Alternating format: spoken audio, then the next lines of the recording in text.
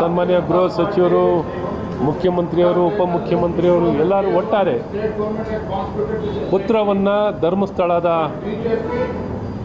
ವಿಚಾರದಲ್ಲಿ ಏನೊಂದು SIT ತನಿಖೆ ಆಗ್ತಿದೆ, ಆ ವಿಚಾರದಲ್ಲಿ ಉತ್ತರ ಕೊಡ್ತೀನಿ ಅಂತ ಹೇಳ್ತಿದ್ರೆ ಕೊಡಲಿ, ಭಾಳ ಸ್ಪಷ್ಟವಾದಂಥ ಉತ್ತರ ಕೊಡಲಿ. ಕಾಲಮಿತಿಯಲ್ಲಿ SIT ತನಿಖೆ ಕಾಲಮಿತಿಯಲ್ಲಿ ಆಗಲಿ ಮತ್ತು ಅನಾಮಿಕ ವ್ಯಕ್ತಿಯ ತನಿಖೆಯನ್ನು ಆಗಲಿ ಅಂತ ಒತ್ತಾಯ.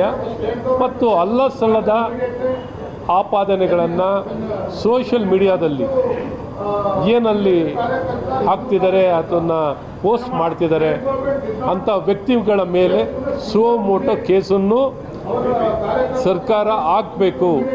ಈಗ ಬೇರೆ ಬೇರೆಯವ್ರನ್ನ ದಕ್ಷಿಣ ಕನ್ನಡದ ಜಿಲ್ಲೆಯಲ್ಲಿ ನಮ್ಮ ಹಿಂದೂ ಕಾರ್ಯಕರ್ತರ ಮೇಲೆ ಏನೂ ಕಾರಣವಿಲ್ಲದೆ ಕೇಸ್ಗಳನ್ನು ಸುಮೋಟೋ ಹಾಕ್ತಾರೆ.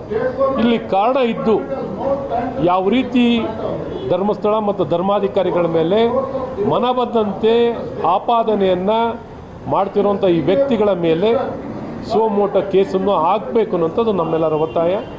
ನೋಡೋಣ ಇವತ್ತೇನು ಉತ್ತರ ಕೊಡ್ತಾರೆ ಅಂತ. ಸ್ಪಷ್ಟವಾದಂಥ ಉತ್ತರವನ್ನು ನಾವು ಬಯಸ್ತಾ ಇದ್ದೀವಿ. DK ಶಿವಕುಮಾರ್ ಅವರು ಷಡ್ಯಂತ್ರ ಅಂತ ಹೇಳಿದ್ದಾರೆ. ಆ ಷಡ್ಯಂತ್ರ ಮಾಡಿರೋರು ಯಾರು, ಅದ್ರ ಬಗ್ಗೆ ಬಯಲು ಸಂಬಂಧಪಟ್ಟಂಗೆ ತನಿಖೆ ಆಗ್ರಹ ಮಾಡ್ತಾರೆ ಹೇಗೆ? ಅವ್ರಿಗೆ ಯಾವುದು ಅಡೆತಡೆ ಆಗಿದೆ, ಷಡ್ಯಂತ್ರ ಏನಾಗಿದೆ ಅಂತ ಹೇಳಬೇಕಲ್ಲ ಸರ್ಕಾರ ಈಗ ಬೇರೆ ಬೇರೆ ಎಲ್ಲ ವಿಚಾರಗಳನ್ನು ಮಾತಾಡ್ತಿರ್ತಾರೆ. ಈ ಷಡ್ಯಂತ್ರ ವಿಚಾರನೂ ಮಾತಾಡಲಿ, ತಿಳಿಸ್ಲಿ. ಇದನ್ನು ತಿಳಿಸೋದು ಬಿಟ್ಟು ಸುಮ್ಮನೆ ಹಾಗೆ ಗಾಳಿಯಲ್ಲಿ ತೇಲಿಸುವಂಥ ಕೆಲಸಗಳು ಆಗೋದು ಬೇಡ. ನಾವು ಎದುರು ನೋಡ್ತಾ ಇದ್ದೀವಿ. ಹಾಗಾಗಿ ಇವತ್ತು ಸರ್ಕಾರ ಜವಾಬ್ದಾರಿಯುತವಾಗಿ ಈಗಾಗಲೇ ತನಿಖೆ ಪ್ರಾರಂಭ ಆಗಿದೆ, ತನಿಖೆ ನಡೆದಿದೆ, ಸಾಕಷ್ಟು ಸಮಯ ಆಗಿದೆ. ಸ್ಪಷ್ಟವಾದಂಥ ಉತ್ತರ, ಷಡ್ಯಂತ್ರದ ವಿಚಾರ ಎಲ್ಲವನ್ನೂ ತಿಳಿಸ್ಲಿ ಅಂತ ನಾನು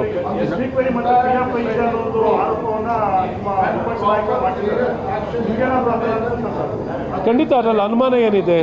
ಇವತ್ತು ಎಲ್ಲ ಕಡೆ ಸುಪ್ರೀಂ ಕೋರ್ಟ್ನಲ್ಲಿ ಹೋಗಿರೋದಾಗಲಿ, ಇಲ್ಲಾಗಲಿ, ಅಲ್ಲಿ ಎಲ್ಲೇ ಆಗಲಿ ಯಾಂತೆಂಥ ಲಾಯರ್ಗಳನ್ನ ಇಟ್ಕೊಂಡಿದ್ದಾರೆ. ಮತ್ತು ಸೋಷಿಯಲ್ ಮೀಡಿಯಾದಲ್ಲಿ ಬೇಕಾಗಿರೋಂಥ ಆ್ಯನಿಮೇಷನ್ ಇನ್ನೊಂದು ಮತ್ತು ಮನಬಂದಂತೆ ಆಪಾದನೆ ಇಷ್ಟ ಬಂದಂಗೆ ಕಥೆಯನ್ನು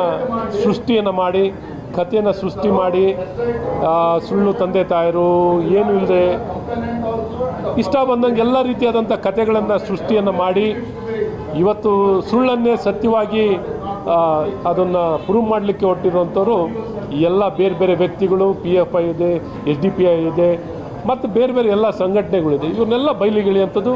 ಎರಡನೇ ನಾವೇನು ಸದನದ ಒಳಗೆ SIT ಇವ್ರ ಮೇಲೆ ಮಾಡೋವಂಥದ್ದಾಗಲಿ, ಈ ಅನಾಮಿಕ ವ್ಯಕ್ತಿ ಮತ್ತು ಸಂಬಂಧಪಟ್ಟ ಎಲ್ಲರ ಮೇಲೂ ತನಿಖೆ ಆಗಬೇಕು ಅನ್ನೋಂಥ ಒತ್ತಾಯವನ್ನು ನಾವು ಮಾಡ್ತೇವೆ.